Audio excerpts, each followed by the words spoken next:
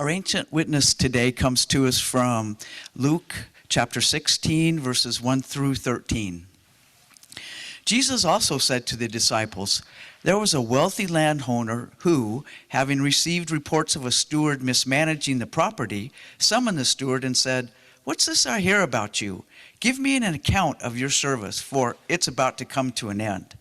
The steward thought, 'What will I do next? My employee is going to fire me. I can't dig ditches and I'm ashamed to go begging. I have it. Here's a way to make sure that people will take me into their homes when I'm let go.' So the steward called in each of the landowner's debtors. The steward said to the first, 'How much do you owe my employer?' The debtor replied, 100 jars of oil.' The steward said, 'Take your invoice, sit down quickly, and make it 50. To another the steward said, 'How much do you owe?' The answer came, 100 measures of wheat. And the steward said, 'Take your invoice and make it 80. Upon hearing this, the owner gave this devious worker credit for being so enterprising. Why? Because the children of this world are more astute in dealing with their own kind than are the children of light. So I tell you, make friends for yourselves through your use of this world's goods, so that when they fail you, you'll be welcomed into an eternal home. If you can trust others in little things, you can also trust them in greater. And anyone unjust in a slight matter will also be unjust in a greater. If you cannot be trusted with filthy lucre, who will trust you with true riches?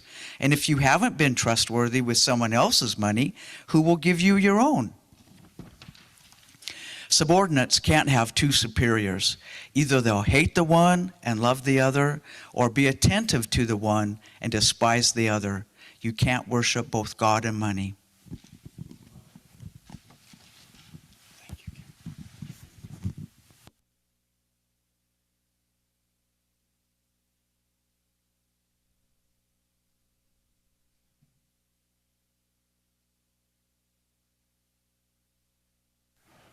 Thank you, Kym, for that.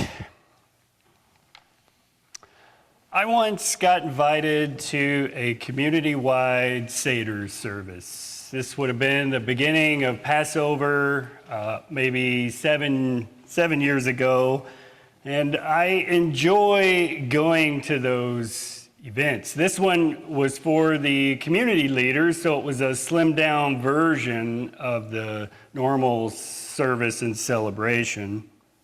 Many movers and shakers were at this event. The rabbi, of course, and cantor. There were pastors and leaders of the local churches. The mayor was there, the police chief, and so on. Definitely a who's who of Fort Worth. There were other folks there too. And where I was seated, we were seated at these round tables of 8, and next to me was an interesting fellow. He was a wealthy industrialist with a somewhat checkered past. He had amassed a fortune during his working lifetime, and he was certainly not proud of what he had done or how he had gone about accumulating that during his working lifetime and how he acquired his wealth. I could tell that in his tone. He talked a little about that as well as some other things. So he didn't say much about it, but I gathered during the course of the conversation that he used a very shrewd business practices to make his money, exploiting workers and clients along the way to get the edge. Not only that, but he used savvy financial managers to help him invest and amass even more wealth than what he was making with his business. And all of them together were, as individuals, were shrewd and clever, looking out for their self-interest. And that's the crux of our story today from the Gospel of Luke. Scholars say this parable is one of the most difficult stories to dig into. Jesus seems to be praising a shady business person. Not only that, but the hero of the story, that is, the manager of this business, seems to be stealing from his boss in order to gain favor and ensure his future with other people all too happy to cheat the system. Well, Amy Jill Levine says that the parables of Jesus are meant to provoke us. And one of the things which makes them so difficult is that they challenge us to look into the hidden aspects of our own values and our own lives. And what tends to happen is that they essentially bring to the surface the questions we've yet to ask. And in this parable from Luke, Jesus speaks of a wealthy person who has a steward. Back then, any wealthy person would likely employ someone to steward their resources, to manage their household, and in particular, their business and financial interests. So this steward, this manager, finds himself on the verge of being laid off, of being let go, having been accused of squandering his boss's resources. Now, it's not so much that the steward has been dishonest with the owner's money. Jesus doesn't necessarily say it like that. Only that the news of dishonesty had made its way back to the owner.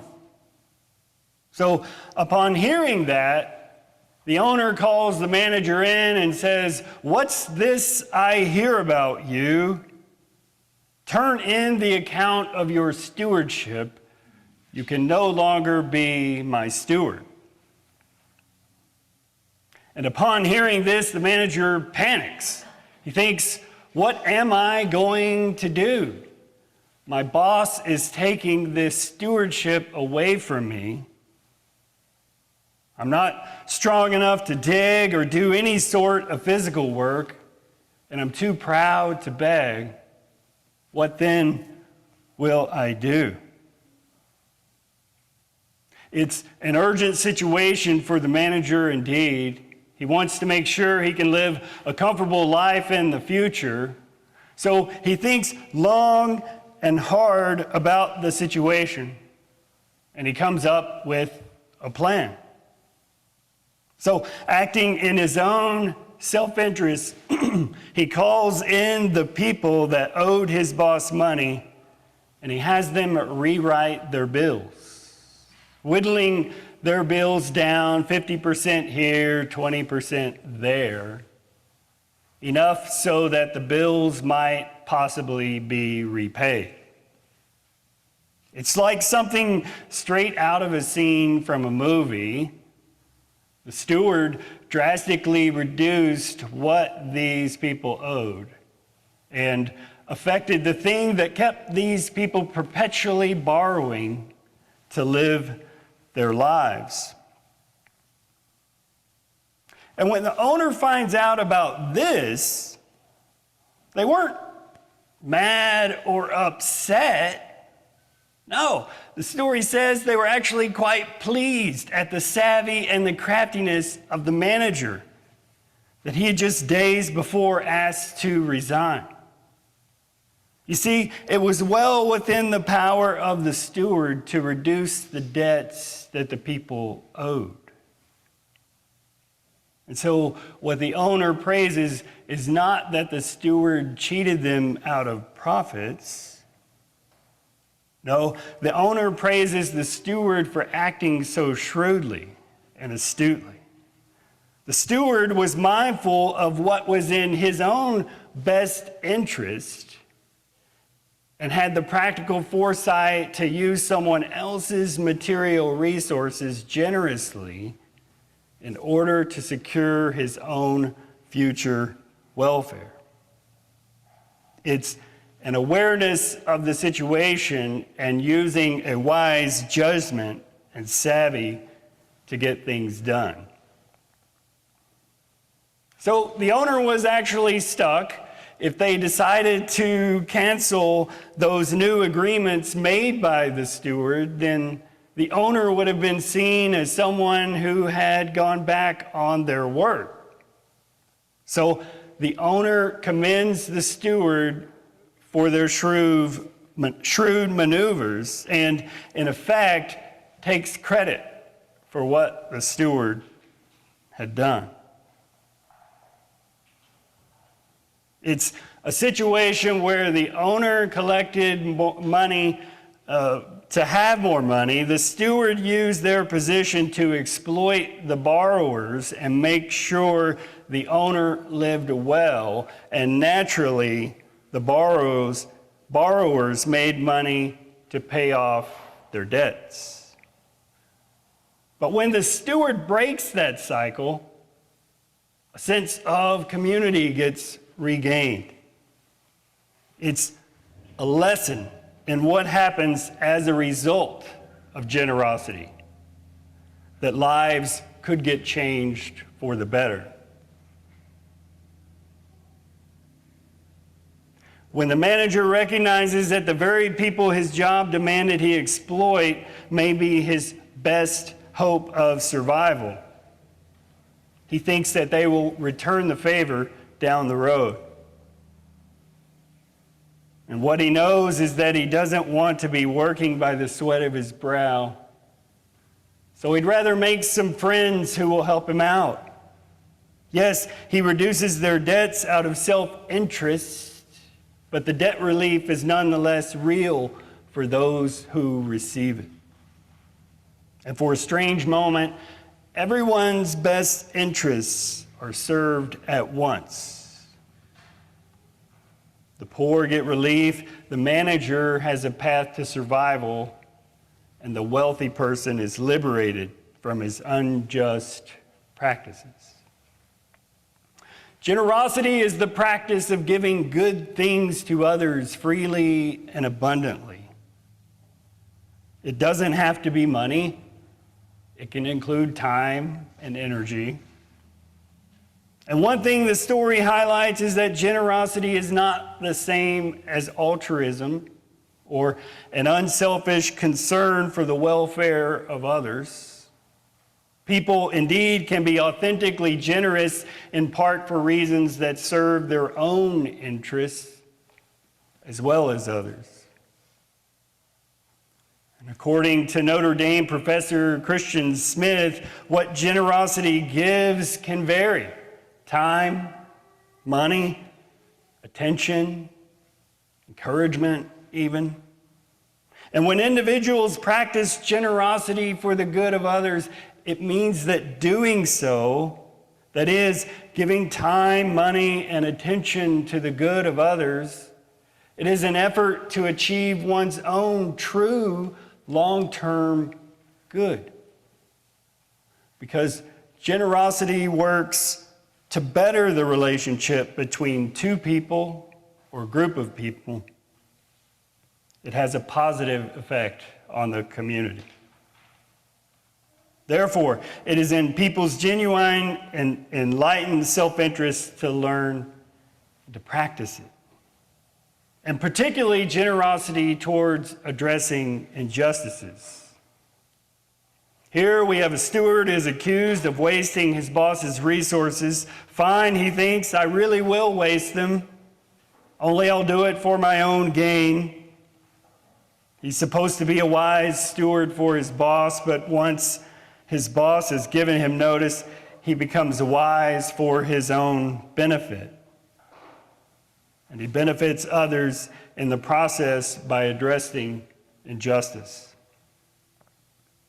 Jesus is trying to show that tight-fisted greed negatively affects the community, and that serving the community is actually serving oneself, because the entire community benefits in the process.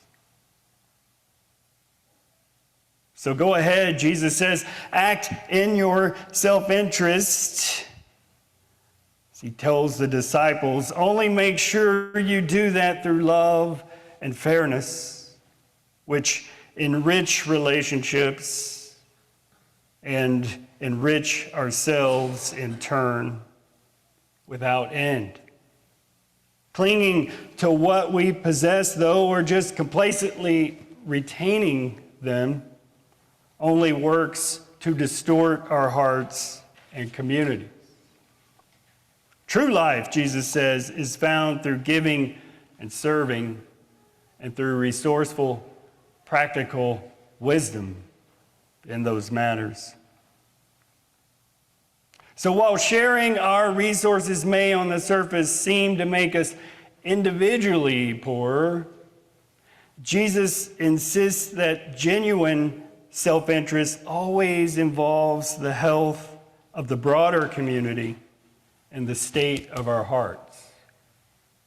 With that, Jesus invites us to imagine if we pursued true riches with the same vim and vigor, the same commitment of time and energy, and the same savvy creativity and practical wisdom we devote to financial pursuits, what would that look like for God's kingdom? Would God call us in that direction? Doing so, we can experience the kingdom to come not just later on, but right here and right now in this world. What we have can be a means for far-reaching generosity and justice, and for being fully human, and for being children of God. It shows up when a group of people organize an effort to provide food so that those in need have something to eat. It shows up when the United Methodist Church chooses to divest its investment in holdings that support and profit from prolonged military occupation, including the Israeli occupation of Palestinian territories. And it shows up when an unjust steward becomes wise and cunning in generosity. And it shows up when a wealthy industrialist has a change of heart. There was more to the story of this wealthy industrialist I met. He didn't give his fortune away. No, he didn't do that. He gave his time and his skills. You see, he partnered with the local high school to teach students the skills he learned and used in his business. He taught them how to be wise and savvy, how to look out for the community's best interests. And he taught them how that would, in turn, work to benefit their own self-interest.